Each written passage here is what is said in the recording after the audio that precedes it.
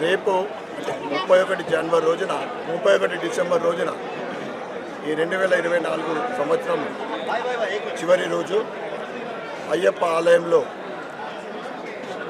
గజవాడ ఆగమయ్య గురుస్వామి మరియు ఎంసాని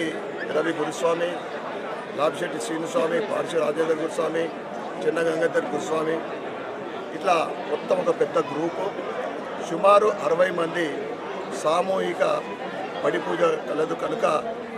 ఇందూరు నగర అయ్యప్ప స్వాములందరూ కూడా ఆ పూజా కార్యక్రమంలో పాల్గొని స్వామివారి ఆశీస్సులు పొందాలని, అదేవిధంగా 2028 ఎల్లుండి నుండి నిన్న రేపటి 31 డిసెంబరు 12 తర్వాత పడిముట్టించడం జరుగుతుంది. ఆ కొత్త సంవత్సరంలో అయ్యప్ప ఆశీర్వాదం కోసం దాంట్లో ఆ పడి పూజలో పాల్గొని అయ్యప్ప ఆశీర్వాదంతో పాటు